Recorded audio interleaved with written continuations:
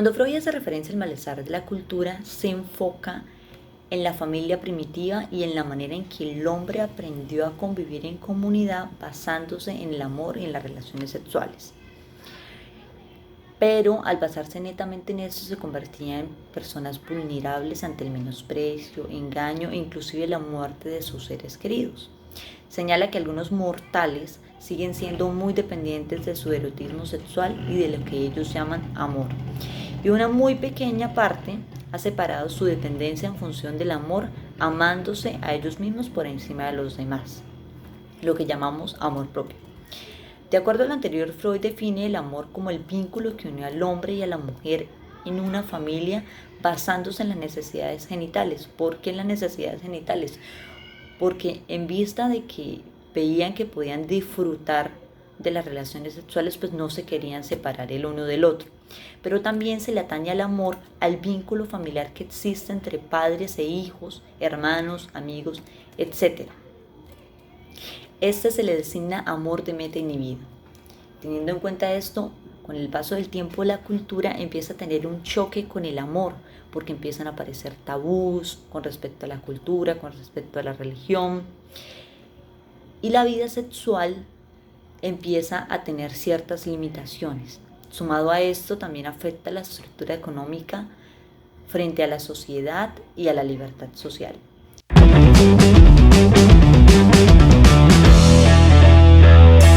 Freud habla de una perspectiva hacia un empuje social y crítico desde sus inicios. También habla sobre unos aspectos sociales empleando los mismos conceptos que sirvieron la clínica y la terapéutica. Actualmente continúa sirviendo el análisis social cultural, aunque desde una perspectiva inversa. El sujeto y la sociedad actual comprime entre los discursos científicos y su discurso capitalista. El malestar cultural y relaciones con el psicoanálisis han demostrado una gran plasticidad a la hora de los cambios culturales entre los últimos 100 años. Sin duda, gracias a los conceptos de pulsión y libido, Freud da a conocer o plantea una tesis de que los seres humanos tienen una pulsión originaria de vida y muerte cuando nacen, relacionada con el complejo de Edipo, que van socializando a través del superyo con un conjunto de normas, reglas, provisiones y originan los neurosis de los individuos. Freud tenía un lineamiento a la destrucción o a la personalidad que buscaba de manera agresiva manejar mal la neurosis, convirtiéndola en un autoritarismo, pulsión de la agresión o el complejo de Edipo. Esto respecto advierte también sobre la falta de control y relaciones de las masas. Mediante estos conceptos es posible que la cultura alivio, pulsión, son conceptos que tienen un puente entre corporal y cultural. También Freud habla sobre la pulsión, que da a conocer conceptos dentro del campo reservado de la cultura y la justicia de la doctrina frente a Freud, sobre la civilización y su diagnóstico de un malestar cultural y su relación en el psicoanálisis.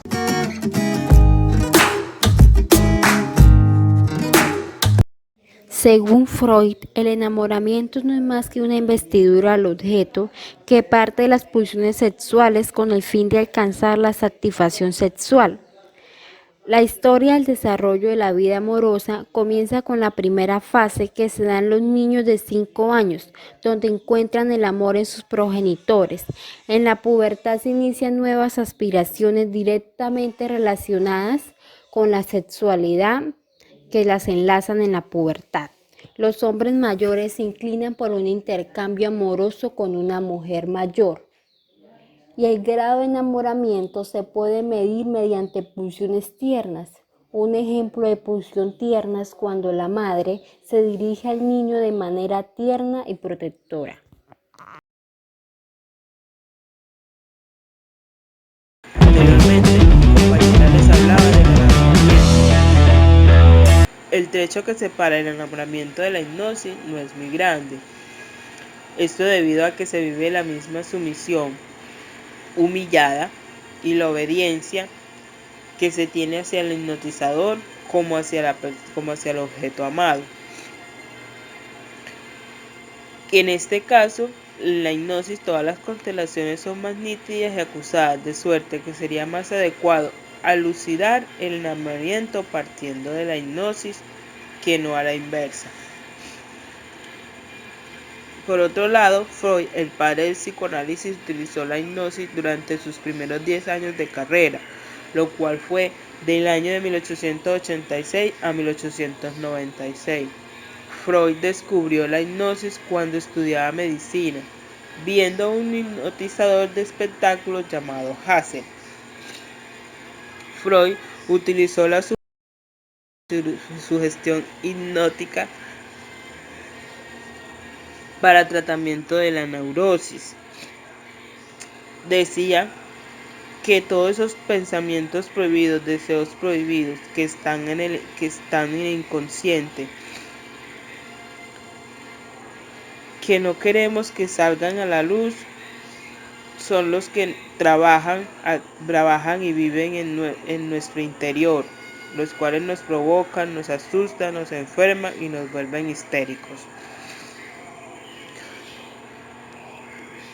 Freud abandonó la hipnosis para formular su teoría del psicoanálisis. El malestar de la cultura es una de las obras más filosóficas de Sigmund Freud. Esta habla sobre la oposición entre necesidades pulsionales del hombre y las restricciones que la cultura les impone.